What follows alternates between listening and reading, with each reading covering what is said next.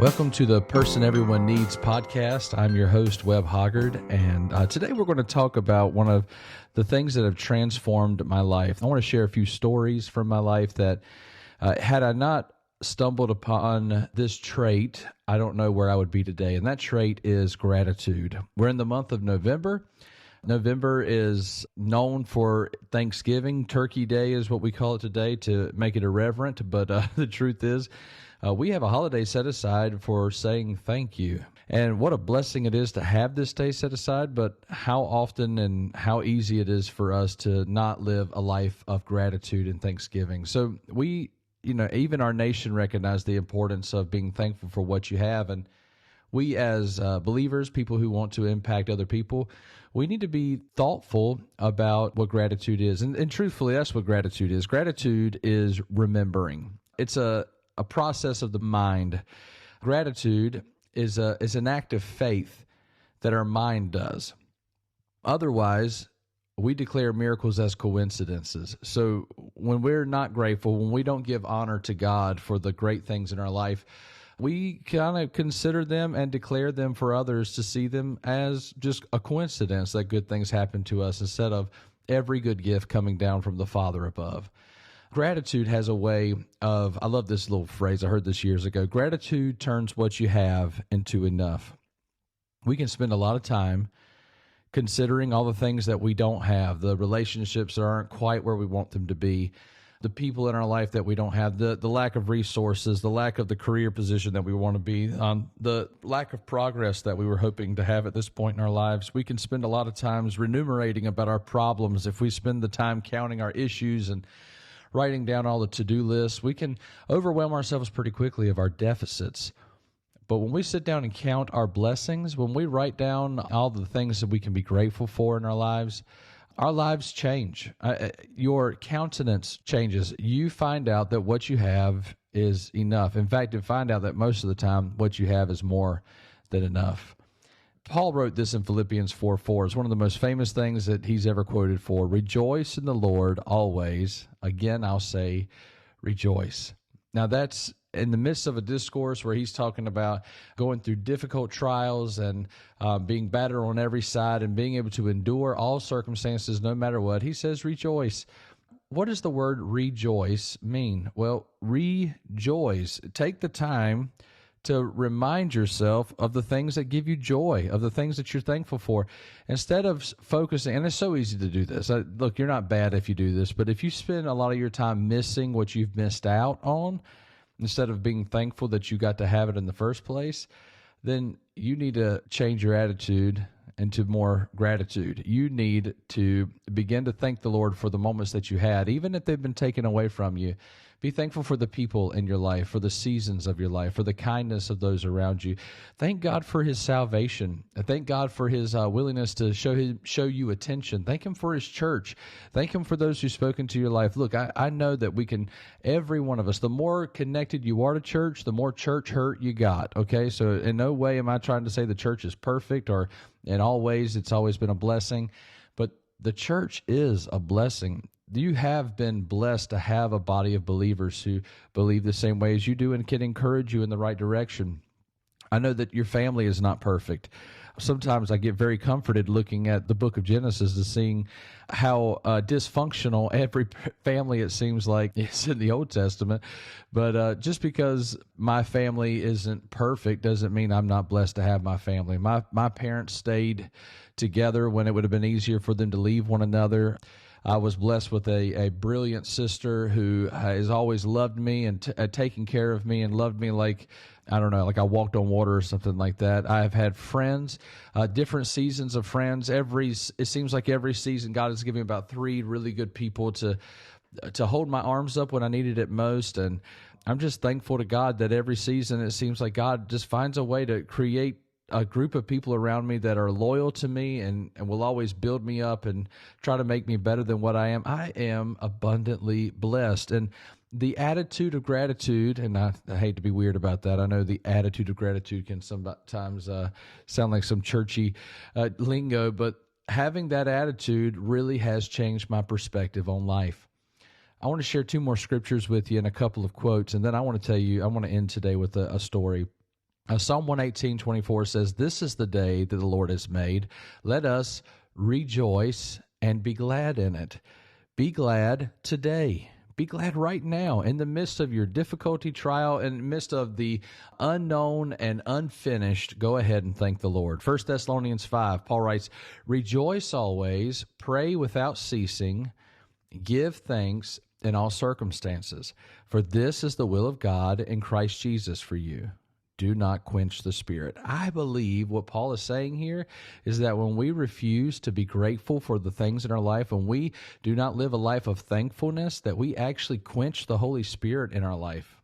That's something we need to be mindful of. Look, there's nothing I want less than to quench the Holy Spirit in my life. I want Him flowing. I want Him to be strong.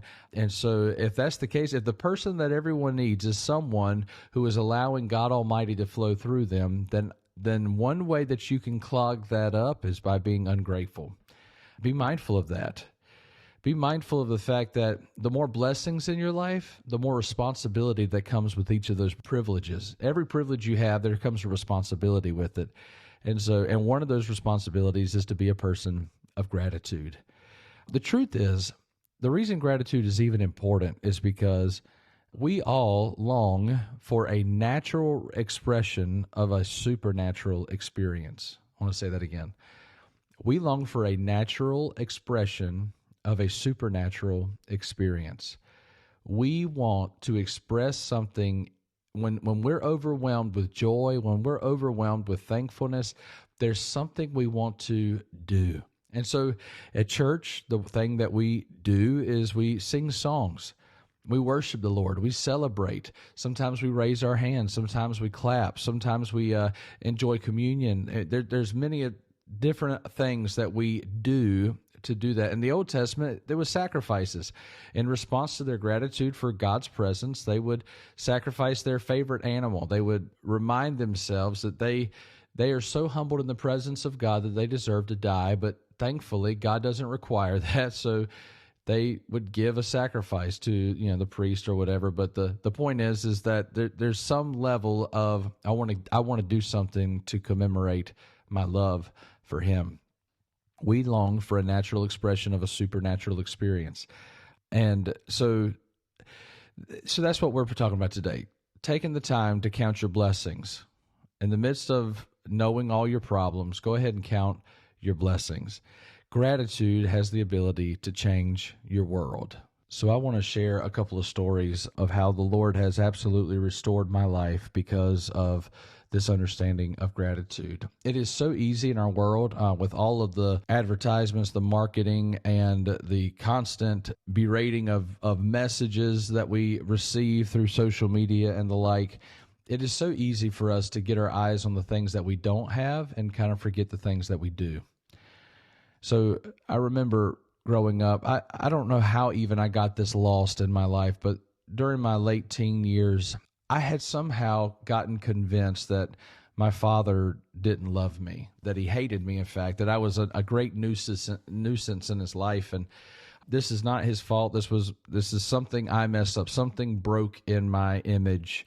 And for years, there was a great amount of contempt that I felt. And this is something I've apologized many times for, and I've tried to restore that relationship. And thankfully, God has brought restoration. But I'll never forget, there was a chapel service I sat in, and I remember looking on stage. There was a man up there with salt and pepper hair. He was in his 50s, and his hair looks like mine does in my 30s. But anyway, that's not important.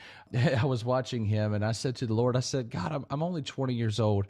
Give me His wisdom. Lord, give me His wisdom now. Don't make me have to get old to get as wise as He is. Why waste it? Lord, if you could give me the wisdom now, think of what you could do on this earth. I was praying this prayer, and I thought it was audacious and full of wisdom and concern. And I felt the Holy Spirit speak to me, and He said, do you want to go through all the things that He's had to go through? And I said, yes, Lord. Yes, Lord, I'll go through whatever He's been through. I'll go through it now. And He says, is that right? You want to go through everything? I said, yes, Lord, whatever He's been through to get that wisdom, I want it. He said, do you want your father to die? And I don't know that man's father died, but I just remember the Lord speaking that to me, and I crumbled in that chapel service. I fell to my knees, and I said, Lord, please don't take my dad. Please don't take my dad. And I began to beg God to keep this man that was a blessing in my life, to keep this man here. Well, it wasn't long after that. I graduated, I went back home, and I ended up living in my father's house for some time later. And when I came back home, my dad and I, we patched things up. We understood that I had misunderstood him for so long, that he had actually loved me and he had always cared for me, and that I was a blessing in his life. And I never thought that. I was so far off on my understanding of what his love for me. But God restored that relationship. But what happened was, in that moment where I prayed that prayer and the Lord said, "You mean to take your father?" that changed something in me. That the fact that I was angry with this man for years was so inappropriate, when he could have left years before and he could have been dead. I have so many friends that their fathers are in heaven already. And I thank God every day for another minute that I get to have with mine. I could spend my days living my own life, and then when he passes away, and hopefully 2 or 3 decades from now, then I could spend all my time wondering what I could have done better. But I'm getting to spend time with my dad now. I'm getting to go hunting with him. I'm getting to see him take care of my kids and his grandkids. He's loving on them. He's giving them the relationship that I never thought I had, but I've been blessed to have it. So I'm just telling you, gratitude has a way of turning what you have into enough. I always thought that I was in some kind of deficit in this part of my life, and I was wrong. I have a blessing in my father. I have a blessing in my dad. And gratitude changed that perspective for me. It also has changed my marriage. For years, Amanda and I looked at each other, trying to get out of each other everything we possibly could. It was like a negotiation, constantly trying to figure out what more we could have. And then it came to a point where we almost felt like it was not that our marriage was over by any means, but that we just felt like we were just going to resign to never be happy again. And I remember when the Lord changed my heart and helped me to realize that I should just be thankful that any human being would be willing to be around me from day to day. I have a companion, a brilliant, beautiful companion that helps me, who cares for me, who takes care of me, who walks with me, who now I even think she might even love me. Who knows?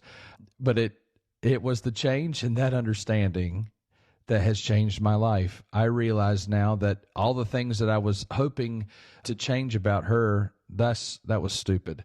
What I need, God provided for me through her, and I should be thankful for everything that she is. Instead of trying to figure her out or to try to change who she is, I need to spend my time saying, "Thank you, Jesus. Thank you, Lord, for this wonderful gift in my life." When you don't live a life that you are thankful for what you have, number one, I want to say God could take it away, and then you'll realize what you did have. Maybe that's what he's already done. Maybe that's why you're living in a time where you're not as grateful as you should be. The other thing is your joy is taken away. Nehemiah tells us that the joy of the Lord is our strength, and the person that everyone needs is someone who is strong. I love being around joyful people. So I'll say to you, like Paul said to the Philippians, rejoice in the Lord always. And again, I'll say rejoice. We'll see you next week.